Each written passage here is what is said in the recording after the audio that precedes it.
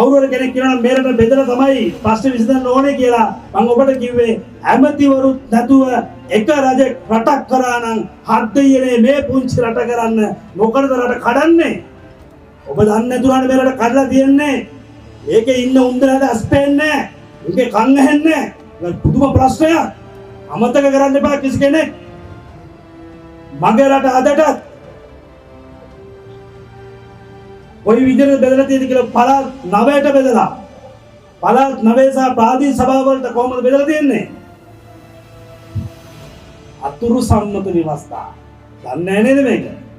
දැනගත යුතු හැමෝම. මිනිස්සු මේ කෑ ගහන 13 බලාත්මක කරන්න කියලා තාත්තේ. 13 බලාත්මක කරන්න දැන් මේක දීලා ඉවරයි. තව අවුරුදු හරියටම 12යි. තව අවුරුදු 12කින් මේ රට ඉන්දියාවේ ප්‍රාන්තයක් අමතක කරන්න එපා ඒ. අද මම කිව්වා කියලා ලියලා තියාගන්න හෙටම නඩුවක් දාන්න. මම අනෝද්ද සිල්වා 13න් 2 මඩවල කඩවිදිය මඩවල ජීවත් වෙන්නේ 82යි 29යි 31යි 69යි 3යි V. මගේ ඩෙන්ටි කාඩ් අංකය දාන්න නඩුවක්. මම එනවා නඩු කියන්න.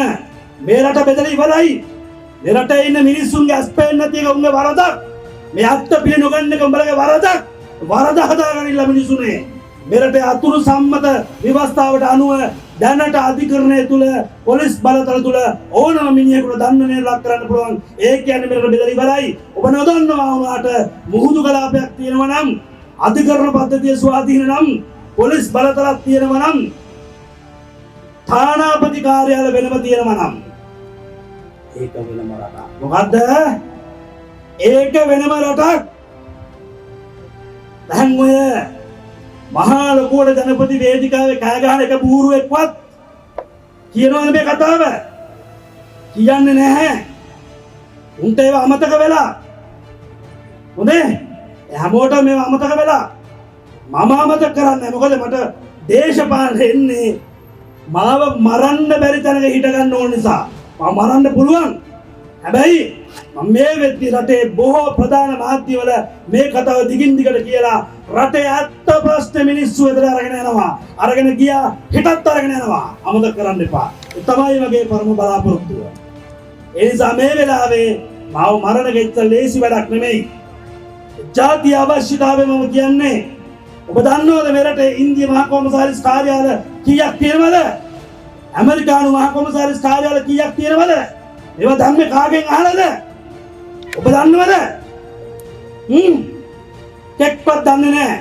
ඔබ දන්නවද බලය බෙදුවට පස්සේ ඒක වෙනම තානාපති කාර්යාලයක් වුණාම ඒක වෙනම රටක් වෙනවා. ඔබ නිහඬව බලාගෙන ඉන්නවා. කොහොමද වැඩේ? පුතේ ඔයාලගේ අතේ තියෙන ෆෝන් එක හරි හොඳ ආයුධයක්. මේ කට හොඳ ආයුධයක්. මේ අතපය ශක්තිමත් කරගන්න ගෙන්ගට යන්න අපිට වැඩි කාලයක් නැහැ. මේ රට කඩන්නට උපදෙස් දෙන උඩගෙඩි දෙන මේ දේශපාලන ක්‍රමවේදය මගේ රටෙන් අතුගා දමන්න ඕන. ඒ දෙන්න නොකළොත් බලා මගේ රටේ ඉපදුනාට වඩා හොඳයි පුතේ. ඉපදුන්නේ නැතුව හිටියනම් තාමත් මහ වැව් තියනවා පැනපල්ල කියලා ගලක් බැඳගෙන වැවට ඊට වැඩිය හොඳයි. ඇයි දේශය විනාශ වෙන්නේ? ඒක ජාතිවාදය නෙමෙයි. රට ගැන කතා කරන එක ආර්ථිකය ගැන කතා කරන ජාතිවාදය නෙමෙයි. හරි මේ රටේ ජාතිවාදයක් නැහැ. මේ රටේ තිබුණේ LTT ත්‍රස්තවාදයක්. මම නෙමෙයි කියන්නේ එක්සත් ජාතීන්ගේ සංවිධානයක් කියනවා. හරි ඒ නිසා මේ රටේ තිබ්බ වර්ගවාදී ප්‍රශ්නයක් තිබුණේ නැහැ මගේ රටේ. මේ රටේ මිනිස්සු දැනගන්න ඕන වර්ගවාදී ප්‍රශ්නය කියන්නේ මොකක්ද කියන එක. මේ රටේ තිබුණේ පැහැදිලි ත්‍රස්තවාදී සංවිධානයක්. ත්‍රස්තවාදයට අපි කොහොමද විරුද්ධයි?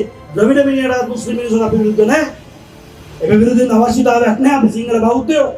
අපි ද්‍රවිඩ රජවරුන් ඉදිරියේ පාලනය වෙච්ච මිනිස්සු. අපි මොකටද මේ ද්‍රවිඩ මිනිස්සුන් ගහන්නේ? වඩික රජ යටතේ පුතේ 1905 අපි පාලනය උනේ. ඈ මොකේද? ජාතිවාදයක් මගේ රටේ නැහැ. ජාතිවාදය අවුලන්නේ මේ මිනිස්සු. ඒ නිසා මේ 225 ඉවත් කරන්න. එතෙන්ට යන්න. එතෙන්ට ශක්තිමත්ව යන්න ඔබට තියෙනවා දැන් නායකත්වය.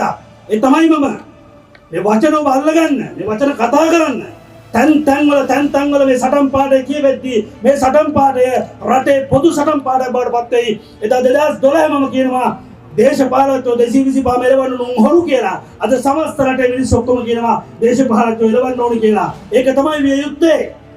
තන ඇති කරන නුගරුකේ බීජය මහ නුගරුකක් වෙනවා යම් කලක. එදාට සැමටම සෙවන සලසාවියේ නුගරුක. අද ඔබ පටන් ගන්න සටන මම එදා පටන් ගත්ත සටන විය යුතුයි. ඒ සටනේ අවසානය සමස්ත ලෝකයාගේ සුරක්ෂිතතාවය පිණිස මේ උතුම් සම්බුදු සසුනත් සමග මේ රටේ මුස්ලිම් දරුවක් නිවැරදිව ආගම අදහන යුගයක්, හින්දු දරුවක් නිවැරදිව ආගම අදහන යුගයක්, කිතුරු දරුවක් තමන්ගේ ආගම නිවැරදිව අදහන යුගයක් ආරම්භ කිරීමයි.